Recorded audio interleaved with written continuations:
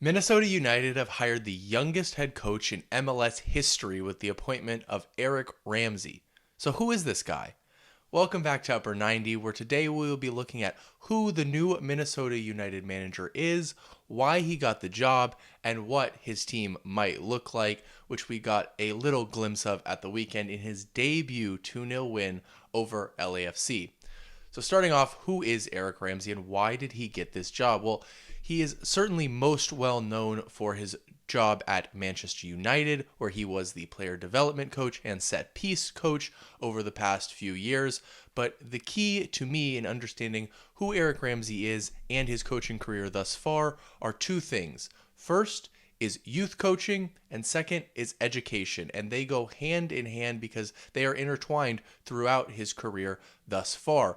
When he realized that he wasn't going to be a top player, he immediately got into coaching, and it started early at Loughborough University, where he was obviously a player, but also simultaneously earned a degree in sports science and management. When he graduated from there, he got his first opportunity with the Swansea City Academy, where he eventually coached the U18s and the U21s as their lead development professional phase coach.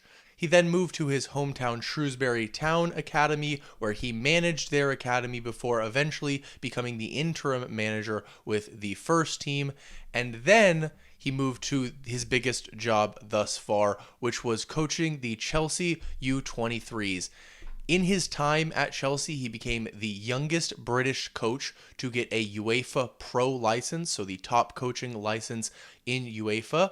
He also earned a PhD, again, back to education in elite youth player development. So here he intertwines that youth development that he's been building up, which I think we can all agree is very useful in MLS as compared to other leagues around the world. And then he brought in the education and got a PhD. He also spent time while he was at Chelsea as a UEFA A license educator. So he became the teacher and taught his ideas to coaches who are getting their licenses next. He says that has been a huge help in his coaching career. He also then got some national team experience as an assistant with his national team, Wales. Further, again, he knows that because he is not a top player, he doesn't have much player experience at the top level, he has to make up for that in other ways. He did that with the education. Another way he does that is through language. He speaks English, Spanish, French, and Welsh all fluently, although his wife may disagree on that last one a little bit, but he's also conversant in other languages, which all of this together tells you why, out of the dozens of candidates that Minnesota United interviewed for this job, every single person at the club who voted on their top candidates had Eric Ramsay as their number one choice. And I think really that tells you all you need to know.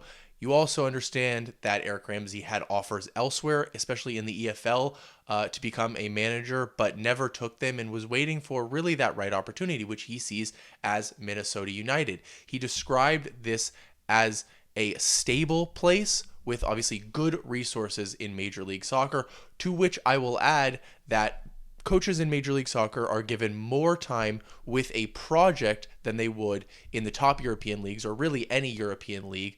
And I think that is certainly beneficial to a first-time manager in Eric Ramsay. So with all that said, what will his Minnesota United team look like? Well, I think the biggest thing is that there aren't going to be major changes, at least immediately. The changes that he's going to make are going to be gradual because the team is already very good, right? They are getting their star player maker, Emmanuel Reynoso, back. He returned on the bench this weekend.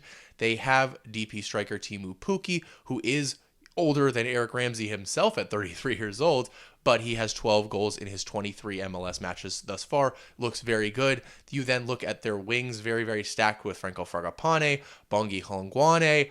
Sang Bin Jung is off to a great start early this season. They brought in Caden Clark as well, and then you have a very, very strong midfield as well with the additions of Lod. They showed that they can be strong at the back as well this weekend with against LAFC in that win. They kept a clean sheet, and you even have guys like Tani Oluwaseyi, who is aiming for a breakout season and could benefit from a guy like Eric Ramsay, who has all of this player development experience with those young players. And with all of this stacked roster, that means that they're not in a rush in Minnesota to sign that third DP. Chief Soccer Officer Khaled Al-Ahmed has said that he would rather wait and be patient and make sure that he hits on that signing rather than rush it and miss out that signing and make a mistake on who they're going to sign, because, as he has said, that is the biggest mistake you can make, and I have to tend to agree with him. But when it comes to Eric Ramsay's coaching staff, they actually have a combination of skills.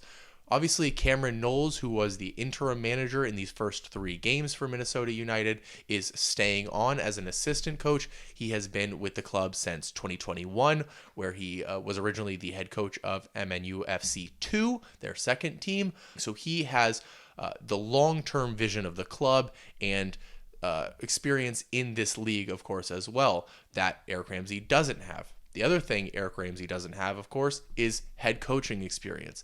The other assistant that he brought on in Dennis Lawrence does have that, and it was part of the reason that Ramsay brought him on.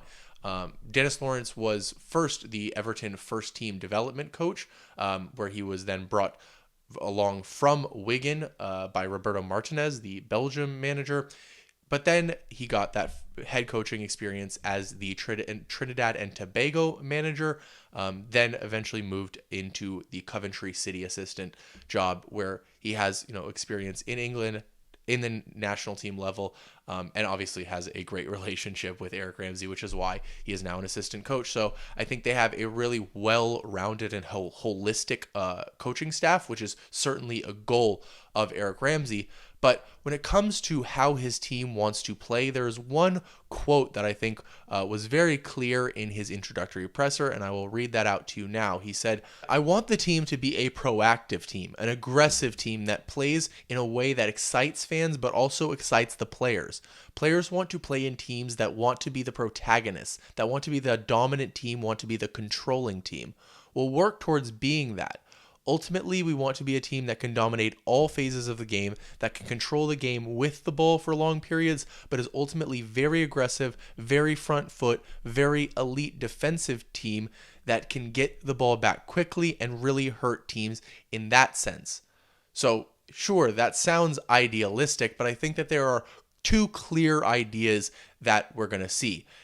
Eric Ramsay wants to play in possession with the ball, and he wants to gegenpress or press really quickly when his team loses the ball. Ultimately, I think that's going to result in playing in phases in this league. He's not always going to be able to have the ball. Sometimes he's going to need to drop into a mid-block. We saw that against LAFC. That is fine. He understands that, and he is very practical and pragmatic in that sense. But ideally, he does want to be the guy in control of the team, taking the game to their opponent with the ball at their feet, and then making things difficult out of possession as well. Ideally, obviously, they'll be good at all of those things, but that will be dependent on how well he can implement his system and, of course, how well his players perform on the pitch. So I hope you learned something new about the new Minnesota United head coach Eric Ramsay. If you did, please hit that like and subscribe button. It really, really helps out the channel, and I will see you next time. Thanks for watching.